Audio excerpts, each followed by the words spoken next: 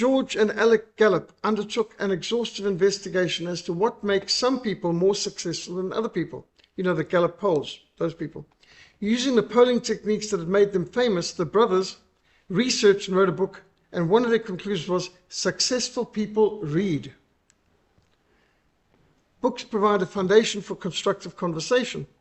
George Gallup found reading is essential because it makes a person ready to converse. People who read have a broad knowledge. They have more information with which to make evaluations and decisions. In fact, libraries are gyms for the mind. Reading is to the mind what exercise is to the body. Use it or lose it. But you can stretch your muscles and you can also stretch your mind. Books are minds alive on the shelves. You can get a lot of inspiration from examples of excellence. By taking up one of these books and opening it, we can hear the voice of people far away in time and space. By reading, we can hear great people of long ago speaking to us mind to mind and heart to heart. Now, if it was announced that Martin Luther was speaking at a particular church or venue, or if it was announced that John Calvin was speaking at a particular venue, or Charles Spurgeon was speaking anywhere, if you heard that David Livingstone was speaking at an event, many Christians from all over the world would show up. They would get there. But we need to remember, when we open up a book by one of those authors, we can hear them speak. We can learn from them actually in a better way than you could if you just heard them in a single meeting. I have met people and spent time with people such as Brother Andrew and Francis Grimm and George Verver and other authors like James Kennedy and R.C. Sproul. But I've learned more from their books than I learned from interacting with them as personal and hearing them speak at a meeting. Books can be character shaping. A man is known by the company he keeps. It's also true that a person's character is to a large extent developed by the books he or she reads. A man is known by the company he keeps, and a book is good company. We can learn from the past. Now, I like the idea of a Viking ship, although this Viking would need a much bigger ship than this to accommodate my books. The reading of all good books is like conversation with the finest minds of past centuries. Soul food. I don't know about this kind of arrangement for a chair, but it's a creative way of organizing your books. In books lies the soul of the whole past time. Books give you an advantage. Mark Twain observed, the man who does not read good books has no advantage of the person who cannot read them. And in this way, there's talking about a lot of people in our society who are functionally illiterate. They might know technically how to read, but they don't read, and therefore they have no real advantage over the person who's illiterate. Your best friend can be your books. But the things I want to know in books, my best friend is the man who will get me a book I have not read. That's just one famous person's quote. Books are treasures. Walt Disney said, there's more treasure in books than all the pirates' loot on Treasure Island. The best of all, you can enjoy these riches every day of your life. Now just think of the treasure that books were to Walt Disney. His greatest films and his greatest exhibits in Disney World were built on famous books, great old stories. You can live life to the fullest. Now, I do read in the bath when I get a chance to have a bath, and I seldom do, mind you, but it's a real luxury, and I've read some great books in a bath. But I don't know that I'd store books in a bathroom. I'd be concerned about the damp and the steam. But nevertheless, interesting picture. In a very real sense, people who have read good literature have lived more than people who cannot or will not read. It is not true that you only have one life to live. If we can read, we can live as many lives and as many kinds of lives as we wish. Books give us secrets for success. If we encounter a man of rare intellect, we should ask him what books he reads. And I've done this quite often, meeting people like George Verver or Richard Wurmbrand, asking them, what are your favorite books? What books have most impacted your life? And when you find out what books have impacted the life of a person you admire, those are the kind of books we should get into. Books provide us truths that transform. Charles Spurgeon counseled his students, master these books that you have. Read them thoroughly, bathe in them until they saturate you. Read and reread them, digest them. A student will find his mental constitution is more affected by one book thoroughly mastered than by 20 books he's merely skimmed. We should choose wisely what we're going to read. That's an interesting way of getting into your books. When you start perusing your books, you often want to sort of get distracted by this. This is the problem when you start to tidy out your study or something. You pick up something, you get interested, you sit down, you start to get into it. Well, this person's got a hammock designed for that. Daniel Webster recommended, it's better to master a few books than to read indiscriminately. It was his contention that to master a few great writers is preferable to skimming a multitude of lesser works. I think that's very true. We should always go for the tried and tested rather than the current fashion. If you want to know what to read, don't go into a Christian bookshop. I'm sorry to say. The average Christian bookshop has got the frivolous and the modern and the latest fad. That's not necessarily the best and the wisest and the oldest. C.S. Lewis recommended, if you must read only the new or only the old, I would advise them to read the old book. It's a good rule after reading a new book never to allow yourself another new book until you've read an old book in between. That's actually good advice. I read old books because I'd rather learn from those who built up civilization than those who are tearing it down. A lot of our modern books are people who are trying to tear down what built up civilization. The older books, such as the ones we're going to look at after tea time, are the ones that built up civilization. Reject the shallow and the superficial. There's lots of those. Inferior books are to be rejected in an age and time when we're courted by whole libraries. Did you know there were that many books in the world and that many libraries like that? In fact, R.C. Sproul, one of our good friends, said, don't be distracted by all the technology. We could be living in the dumbest generation in history. Now, proof of this is how people are completely entertained by TV. I mean, if your kids are entertained by 2 letters, TV, imagine the fun they'd have with 26 letters. Open your child's imagination, open a book. Reading is an act of resistance in the landscape of distraction. I often find on a plane, I sit down and I open up a book and people look at you, and some people actually start taking pictures. You know, here's a person reading a book on a plane. And, you know, it's a real act of resistance. I'm not going to be distracted by whatever they're putting on the bubble brain boob tube. Nope, not interested. A child who reads will be an adult who thinks. One of the best things ever did was decide never to have a TV in our home and to read to my children every night. Reading to children, even before they can understand words, teaches them to associate books with love and affection. I was reading to my children before they could read and before they could talk in some cases. We should savor the special. No man's life is long enough to read even that which is good and great and famous. So why waste our time with lesser works when some of the greatest are available? Just as an example, if you can choose between a modern piece of trash like The Shack, which claimed to be the Pilgrim's Progress of our age, which is awfully arrogant, kind, and dishonest form of advertising, because Pilgrim's Progress, the greatest best-selling book in English history, second to the Bible, and to call some modern little stupid fad full of heresies like The Shack, the modern Pilgrim's Progress, well, if you've got to choose between reading the modern The Shack or reading Pilgrim's Progress, obviously go for Pilgrim's Progress. That's tried and tested. That's superlative. And why go for the modern fashion, which probably won't even be talked about a few years from now? Select the superlative. Read the best books first, or you may not have the chance to read them at all. Some books are to be tasted, others are to be swallowed, but a few books are to be chewed and digested. And there are some books like that in my life that I've gone back and back to and I've just read over and over. For example, Charles Spurgeon said in his lifetime he read Pilgrim's Progress 100 times. And he only lived 54 years. So that means he's reading it twice a year. I mean, that's quite extraordinary. Books are preparation for life. Many times the reading of the book has made the future of a man. I remember, for example, reading a book When Hell Was in Session, which is by Senator Jeremiah Denton. I read this book just before going on a mission to Zambia, where I got arrested, imprisoned. And so reading this book about a Christian who was imprisoned in the Hanoi Hilton, as they called it, in Vietnam, and how they coped with prison life was a good preparation for me, because it gave me tips on how to survive mentally and thrive despite imprisonments and torture. So sometimes reading the book can make the future of a man. We can be empowered by our books. We should employ our time in improving ourselves by other people's writings, so that you can come easily by what others have labored for.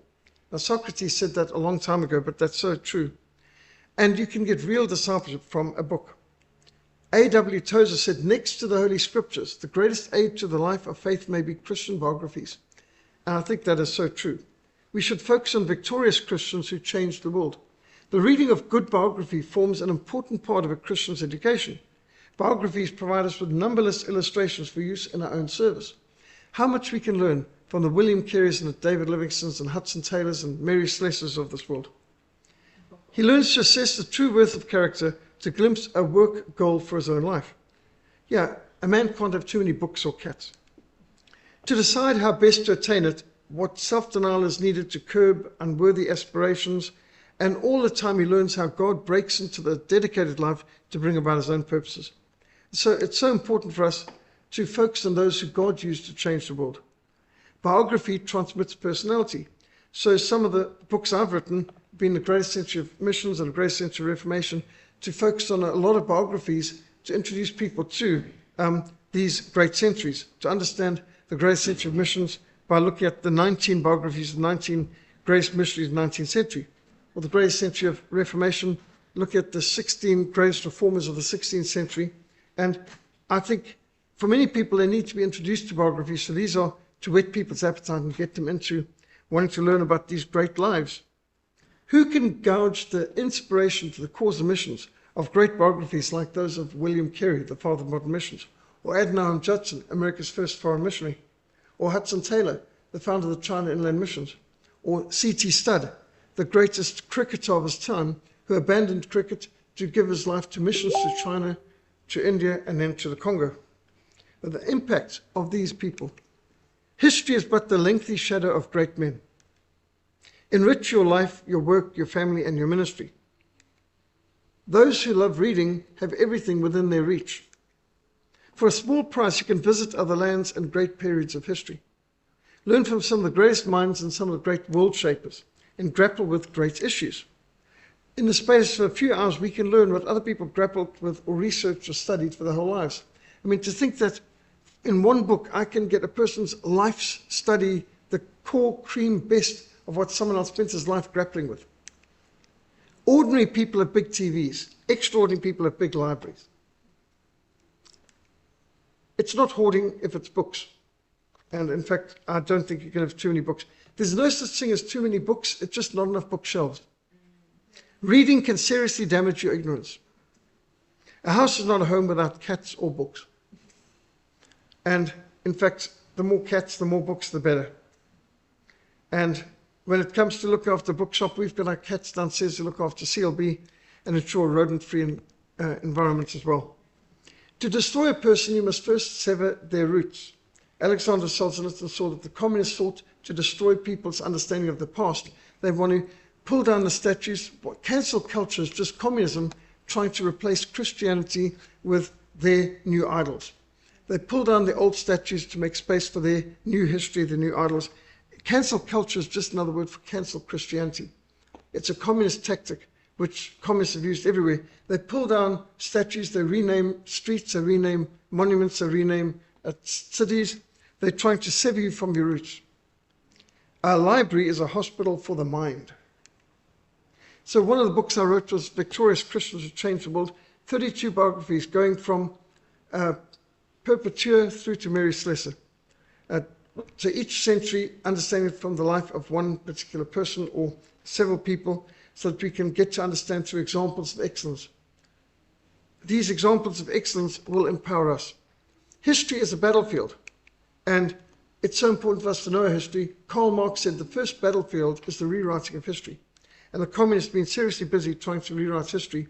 So every Thursday night, we meet in the upper room here, looking at history and doctrine and issues from a biblical point of view, and the Reformation Society particularly focuses on history. Just consider the power of the printed page. The 26 lead soldiers of the alphabet.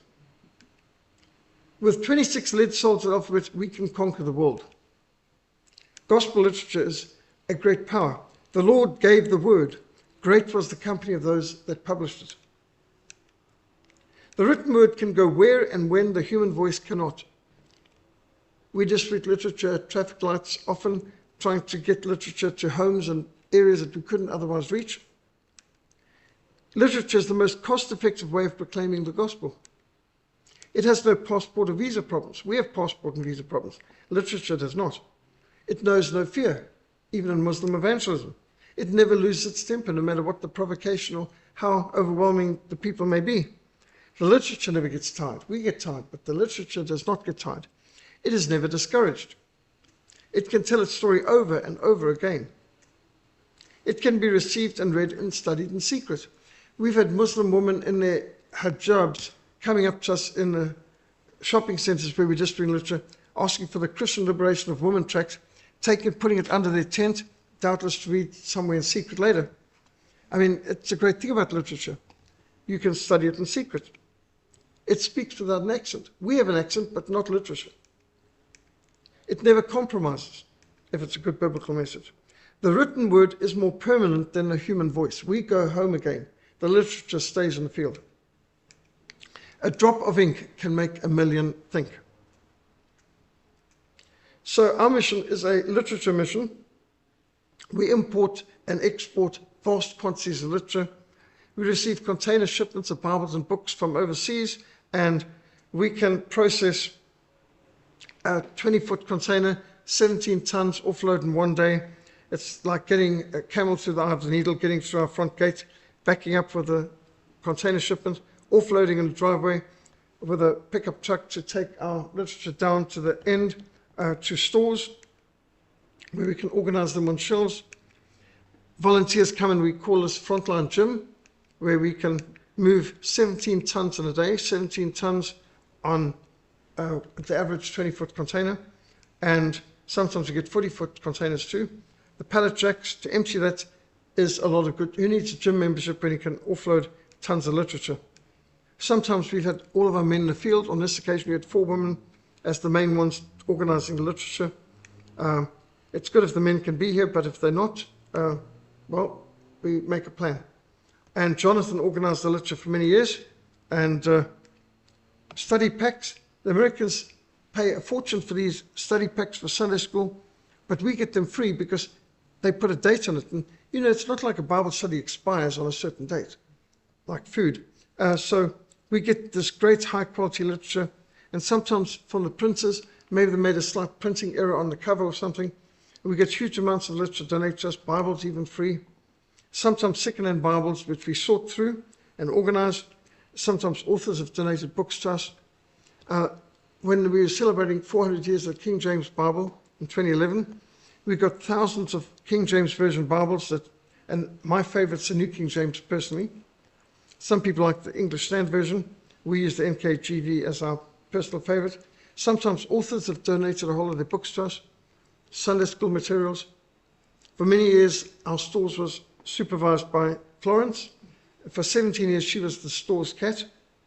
And these are people coming to collect literature. There's open doors collecting literature for Zimbabwe, provided an 8-ton truck loaded up on its way to the field, waterproofed and so on. And that's just one group. Sometimes we are getting sponsorship for Bibles in indigenous African languages, Bibles that people want in Xhosa, Shona, Ndebele, and other indigenous languages. And most of our literature has gotten to the field over the years through our own teams, trailer, 4-wheel drive vehicle on roads like this. And sometimes we've flown in literature. These Bibles were printed in Singapore, flown in and delivered into Sudan, where it was illegal, where churches were under fire and being bombed. Some of the persecuted churches in South Sudan, we try to fly in Bibles and bikes, providing these chaplains with bicycles and Bibles. In Nuba Mountains of Sudan, an island of Christianity and a Sea of Islam, flying in tons of Bibles. Behind enemy lines in South Sudan, here we got 9,700 Bibles in 7 different languages. And that's a Second World War vintage DC-3, ex-South African Air Force turboprop conversion. And the 4-wheel drive Land Rover there was a vehicle we purchased, converted into an ambulance, drove up to Sudan to help get battlefield casualties to the hospital that we helped establish. The average caravan, Cessna caravan, can take a ton of Bibles, and this is a ton of Bibles. If you look at our Bibles that we've got downstairs behind our glass display cabinets, the average Bible we print's a kilogram. So 1,000 Bibles is a ton, 1,000 kilograms. And that's a good estimation when we think how many Bibles we can take in. If we can take in 3 tons on a DC-3, that means 3,000 Bibles on average. And here's the first 3,000 Bibles in the Moro language, which was the biggest printing project we ever took part in, delivering the first 3,000 copies of the Moro Bible, complete Bible in Moro language. Chaplains we've trained with Bibles that we're equipping them with. The roads are terrible. The bridges are even worse. And this is why we've got to pack our Bibles waterproofed, and we get them in plastic in waterproof trunks with duct tape around it, because when you drive through these rivers, everything gets wet. I've driven through where the water's coming up to my chest, and that's on a high four-wheel drive vehicle. And that's why we've got a snorkel on the side of the engine that the engine can breathe underwater. The trick is you cannot pause, you cannot stall in the middle of the river. You can't restart an engine underwater. That'll seize the engine. So one of us walks through, normally me, with a walking stick, feel our way through the river to see that there's no big rocks to rip the underside of the tank off of the vehicle, no big crevices that can suddenly fall down, to guide the vehicle through the river so that it can go through without stalling. If you stall in the middle, you can't restart underwater. That's when you need a winch to be able to winch the vehicle out. The bridge had been blown up, so missionary friends of ours helped build this bridge, footbridge, so that we could get patients one way across to the hospital and Bibles the other way from the airstrip over to where we were operating. Many people can't read, and so for the people who can't read, we've got audiovisual presentations like the Jesus film and the 16mm projector, now the video projector. And for many people, it's the first film they'd ever seen. Bibles for textbooks in the schools, Bible translation projects, gospel literature, World Missionary Press gospel literature being distributed to people in over 100 languages. According to World Missionary Press, and I've just been at the headquarters, they've given us, and we've distributed 10 million copies of World Missionary Press gospel booklets so far.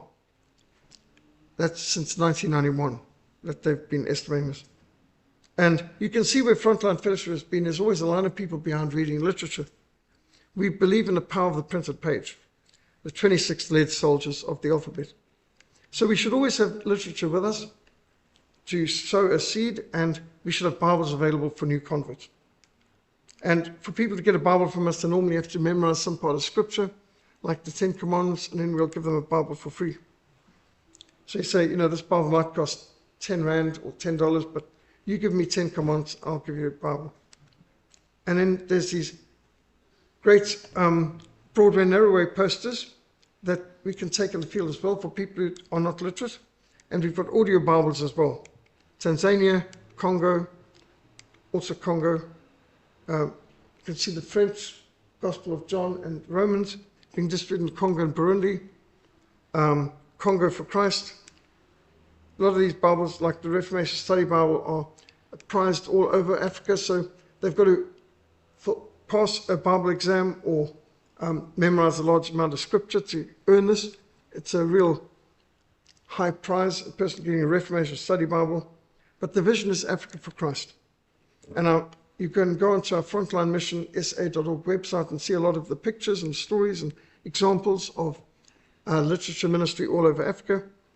Every week we have a From the Frontline audio podcast that gets uploaded as well. And you can hear reports in the field and what's going on. Also, if you're on Facebook, we have quite a few different Facebook pages like Frontline Fellowship and Literature for Africa. The goal is to smash cultural Marxism.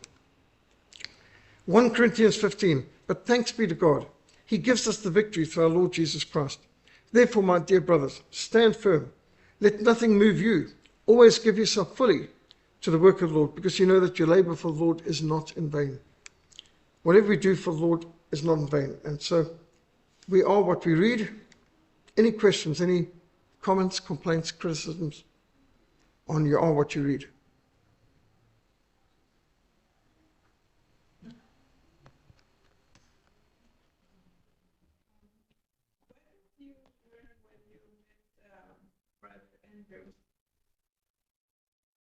Did you meet Brother Andrew? I did. I had the privilege of hearing him many a time. The first mission I joined, Hospital Christian Fellowship, was very much good friends with Brother Andrew. In fact, Brother Andrew was on the board of Hospital Christian Fellowship as well. And he said, the communists close churches, but they can't close hospitals. And so the vision of Francis Grimm and Hospital Christian Fellowship was something Brother Andrew really resonated with.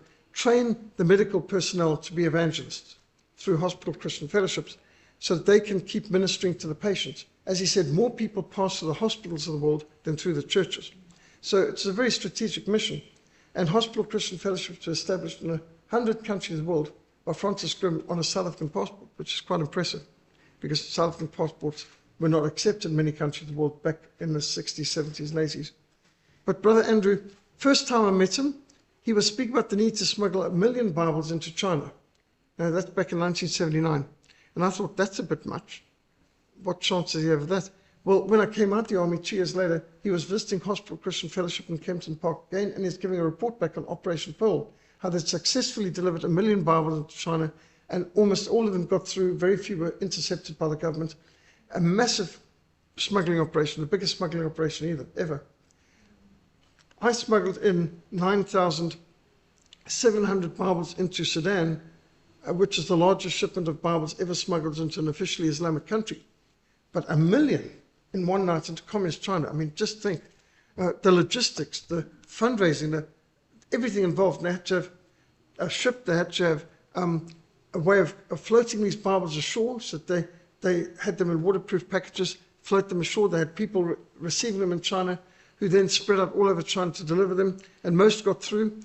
And tremendous success. Operation Pearl, I think there's a book out on it now too. But then next thing he said was, next year, 1982, we're going to start the 7-year Jericho prayer march. And he's speaking about the need to, as the Lord had his people walk 7 times around Jericho before shouting out in praise and the walls of Jericho collapsing. He said, we need a 7-year Jericho prayer march to pray for the fall of the communist countries, the collapse of the Iron Curtain, the fall of the Berlin Wall, the opening up of the Iron Curtain countries to the gospel. And so I heard this, and I bowed my head and prayed when the rest did, but there was no faith in my heart. I had seen the Berlin Wall. I had no faith the Berlin Wall or the Iron Curtain would come down in my lifetime. I thought, these are going to be up till Jesus comes. And so it was a nice vision, but how could this possibly happen? And so I didn't really have much faith, but this wasn't something we initiated in the West. It's something Brother Andrew picked up from the Christians in the East. It was called the Leipzig prayer meeting. The protest started in Leipzig. The people would come together with unlit candles, and one candle would be lit, and then they'd one to the other spread all light, and you'd get the candlelight spread, and the people would go home and put the candle in the window of their downstairs home windowsill, and with the curtains open, all the lights out. And the symbolism was this: all the darkness cannot put out the smallest candle. Light is more powerful than darkness. Christianity is more powerful than communism. The light of the gospel will defeat communism. And so this Leipzig prayer meeting spread throughout Eastern Europe. And in 1989, the Berlin Wall came down, the Iron Curtain collapsed, and one communist dictatorship after another toppled, most spectacularly with Ceausescu in Romania, Christmas 1989. And I mean, these are just some of the things I got from Brother Andrew. His vision. And the other thing is, the last time I saw Brother Andrew, the Berlin Wall had come down, and I was asking where he was going to focus on next, and he said, the Palestinian Christians. He said, the most persecuted Christians in the world are Palestinian Christians. They're persecuted by the Muslims for being Christians, they're persecuted by the Jews in the state of Israel for being Arabs, and they're ignored by Christians throughout the world because Christians throughout the world don't want to help Palestinian Christians because they don't want to be thought of as anti-Semitic. So the poor Arab Christians are not only the most persecuted, they're the most neglected. So Brother Andrew dedicated the rest of his life to helping Palestinian Christians, particularly in Gaza, interestingly. Very relevant now. I think these poor guys are getting in the neck heavily between Hamas and the IDF. They're in the middle, and they're the ones getting hammered, and nobody in the West cares to help them because they're the worst creature possible, a Palestinian Christian. I mean, how politically incorrect is that? So Brother Andrew taught a whole lot. There's quite a bit in the historical display cabinets here of Brother Andrew and Bill Bathman, they worked together a lot. They were good friends. They communicated a lot. I was getting letters from Brother Andrew right to his last year of his life on earth. A good friend of the mission.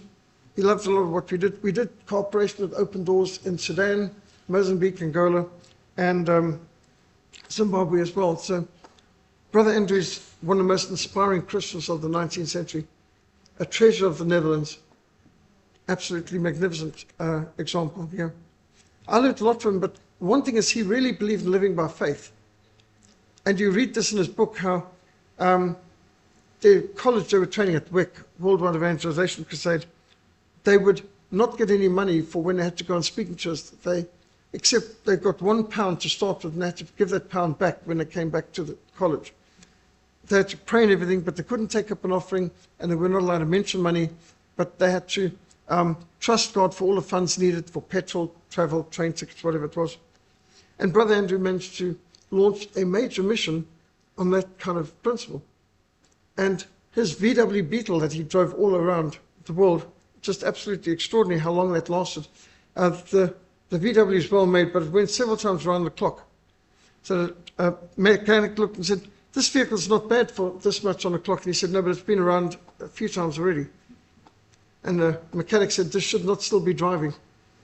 And there's some amazing testimonies of what Brother Andrew got up to. Any other comments or questions? I should say about R.C. Sproul, I started to give the quote. R.C. Sproul said we could be living in the dumbest generation in history. He said, take the fact that it wasn't that long ago, entrance to university, you had to be able to debate in Latin to enter university. Now you have remedial English in university.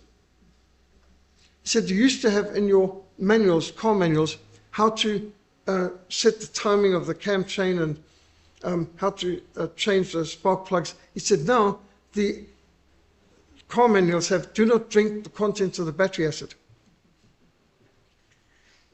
Or you've got instructions like on a bag of peanuts, warning, may contain nuts. Or on a sleeping tablet cover, warning, may cause drowsiness. Or on a chainsaw, they've got a warning, do not attempt to stop with hands. We could be living in the dumbest generation in history, says R.C. Sproul. Don't let the technology fool you. And I think that is pretty sad. So just an example to that, I live in Pinelands, not that far away, and the biggest business in Pinelands is Old Mutual. It's a massive, massive operation, Old Mutual. Maybe 8,000, 9,000 full-time people come to Old Mutual each day at their headquarters. And so often you meet people in Pinelands and you ask where they work and they say, Old Mutual. So, understandable. Biggest employer in Pinelands for sure. So I meet a person, where do you work? Old Mutual. What do you do? I'm a high school English teacher. High school English teacher. What do they need a high school English teacher at Old Mutual for? Now I teach the MBAs how to write the reports and I help the MBAs write the reports. Now a person who's got an MBA from UCT, but he can't write a report. He needs an English teacher, a high school teacher, to teach him how to, grammar, spelling, punctuation, stuff like that. I met another teacher in Pinelands. She's a maths teacher. Where do you work? Work at the Old Mutual. I didn't know the Old Mutual had maths classes. Now I help the chartered accountants do their reports and their computing. So there's people who've got chartered accountancy degrees, they've got the piece of paper from UCT, but they can't add up and subtract properly, and they need a high school maths teacher to help them do the reports. So, as R.C. Sproul said, we could be living in the dumbest generation in history. Chartered accountants who can't compute and MBAs who can't write in English. And drivers who don't know you shouldn't drink the contents of the battery acid.